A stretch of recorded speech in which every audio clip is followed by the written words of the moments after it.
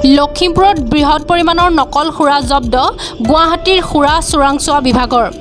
লখিমপুৰ জিলা আবকাৰী বিভাগৰ সহযোগত চোৰাংচোৱা বিভাগে বগীনদী থানাৰ অন্তৰ্গত খলিহামাৰীত চলায় এই অভিযান। খলিহামাৰীৰ ভদ্ৰেশ্বৰ নৰহৰ দিহত এই আকস্মিক অভিযান। অভিযানকালত 1,75,000 নকল সুৰা জব্দ কৰাৰ লগতে প্ৰায় 2,40,000টা নকল হলোগ্ৰাম জব্দ কৰিবলৈ সক্ষম হয়। আনহাতে নকল সুৰাৰ বটলত ব্যৱহাৰ কৰা বৃহৎ পৰিমাণৰ সাফৰৰ লগতে অন্যান্য সামগ্ৰীও জব্দ কৰে। সুৰা চোৰাংচোৱা বিভাগৰ অভিযানৰ কথা জানিব পাৰি গৃহৰ পৰা সুৰা ব্যৱসায়ী সহিতে পৰিয়ালে পলায়ন কৰে।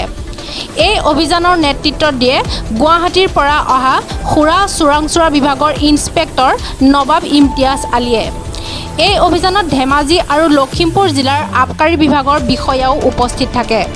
বিশেষ প্ৰতিবেদন আছামিজ টক্স নাও।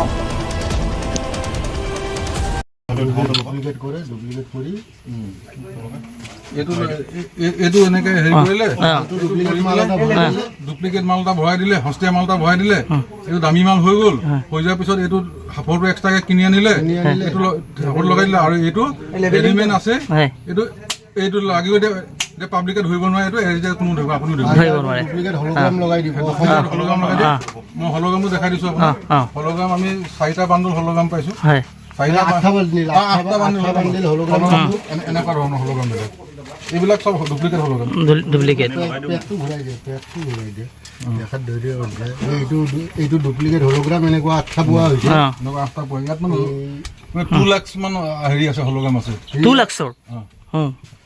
আপোনালোক গুৱাহাটীৰ পৰা আহিছে? হয়, আমি গুৱাহাটী EIB পাৰ্টি হয়, গুৱাহাটীৰ পৰা আহিছোঁ আমি। ইয়াত অভিযান চলাই কি কি? ইয়াতে আমি অভিযান চলালোঁ। অভিযান চলাই এটা গোপন সূত্ৰৰ পম খেদি আমি আহিলোঁ। আহি পেলাই এতিয়া অভিযান চলালোঁ। অভিযান চলাই আমি আপোনালোকে দেখিছে এইবোৰ সাফৰ পাইছোঁ, চব 2 নম্বৰী সাফৰ। এইবিলাক হলোগ্ৰাম পাইছোঁ, প্ৰায় 2 লাখৰ ওচৰত আমি হলোগ্ৰাম পাইছোঁ। 2,40,000 আমি হলোগ্ৰাম পাইছোঁ। 8টা মানে হেৰিত আছে, ৰোল হৈ আছে, তাতে তেনেকৈ পাইছোঁ। আৰু 34 কাৰ্টুন আমি ডুপ্লিকেট লিকাৰ পাইছোঁ। ডুপ্লিকেট লিকাৰ, তাতে ডুপ্লিকেট হলোগ্ৰাম, ডুপ্লিকেট লেবেল, মালটো এটা ডুপ্লিকেট। সস্তীয়া মালটো একদম কম দামী মালটো, 60 টকীয়া মালটো আনি পেলাই সিহঁতি 120 টকা 100 টকা তেনেকৈ বিক্ৰী কৰে। কোন জেগাত উদ্ধাৰ কৰিছে? সিহঁতি ফুলটো আনে 60 টকাত, ইয়াত কোৱাৰ্টাৰত 100 টকা 120 টকাত বিক্ৰী কৰে। কিমান প্ৰফিট! অৰুণাচলৰ পৰা আনে? 6 টাইম মান প্ৰফিট হয় সিহঁতৰ। অৰুণাচলৰ পৰা আনি পেলাই বিক্ৰী হয়। আমি শুনিবলৈ পাইছোঁ যে ইহঁতৰ অৰুণাচলত এখন দোকানৰ লগত সিহঁতৰ ভাল সম্বন্ধ। সেই দোকানখনৰ পৰা সিহঁতি হেৰি আনে। এতিয়া দেখিছে প্ৰত্যেক কাৰ্টুনত মাল পেক কৰি থৈছে। এই পেক কৰা 2 নম্বৰ মালখিনিৰ মাজত ইয়াৰ পৰা আমি যিখিনি হলোগ্ৰাম আমি উদ্ধাৰ কৰিছোঁ, তাৰ পৰা সিহঁতি প্ৰত্যেকটো কাৰ্টুনত ছেপাৰেটকৈ হলোগ্ৰাম তাত দি দিছে, যাতে কাষ্টমাৰে নি পেলাই বিক্ৰী কৰিবৰ কাৰণে এই হলোগ্ৰামটো লগাই দিব। হলোগ্ৰামটো লগোৱা মানে তেতিয়া সৰ্বসাধাৰণ মানুহে অসমৰ মাল বুলি ধৰি লয়। কাৰণ যিহেতু অৰুণাচলৰ মালত হলোগ্ৰাম নাথাকে, অসমৰ মালত হলোগ্ৰাম থাকে। আৰু সেই হলোগ্ৰামটো লগা আছে বুলি মানুহে তো মেচিন লগাই চাওঁ। আমি এতিয়া মেচিন লগাই চাব পাৰোঁ, আমাৰ মেচিন আছে, মেচিন লগাই চালে মানে সেইটো হলোগ্ৰামটো অৰিজিনেল ডুপ্লিকেট ওলাই যায়। কিন্তু সাধাৰণ মানুহেতো নাজানে, সেইটো সাধাৰণ পাব্লিকেতো এইটো অসমৰ মাল বুলি হলোগ্ৰাম লগোৱা যিহেতু আছে, অসমৰ মাল বুলি এতিয়া 60 টকীয়া মালটো 120 টকাত কিনি খায়। কাৰ ঘৰত উদ্ধাৰ হৈছে আৰু কোন জেগাত? এইটো খলিয়ামাৰী এৰিয়া হয়, খলিয়ামাৰী বগীনদী খলিয়ামাৰী গাঁৱৰ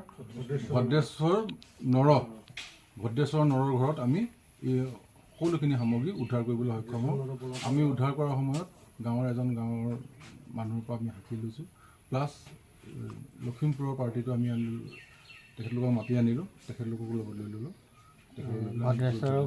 আৰু এই অভিযানত অসমৰ কমিশ্যনাৰ ছাৰ মহোদয়ৰ পৰামৰ্শ মতে আমি ধেমাজিৰ যিজন এক্সাইজ ইন্সপেক্টৰ, ধেমাজি সদৰ এক্সাইজ ইন্সপেক্টৰকো আমি এই অভিযানত লগত লৈ আছিলোঁ। এখেতক আটক কৰিবলৈ সক্ষম হৈছে নেকি? মানুহজন আমি অহা গম পাই ঘৰত মতা মানুহটো নাই, মাইকী মানুহটো নাই, সৰু বাচ্ছা এটাও ঘৰত নাইকিয়া, সকলো উঠাও হয়।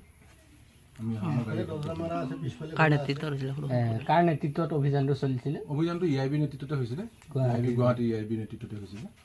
নামটো শুনিছা ভালকৈ? আপোনাৰ নামটো? মোৰ নাম Nawab Imtiaz Ali, inspector excise EIB। আচলতে আমি যিখন EIB-য়ে ভদ্ৰেশ্বৰ নৰহৰত পাইছে, এয়া সম্পূৰ্ণ ডুপ্লিকেট। অৰুণাচলৰ পৰা তাত অসমৰ লেবেল লগাইছে, অসমৰ হলোগ্ৰাম লগাইছে।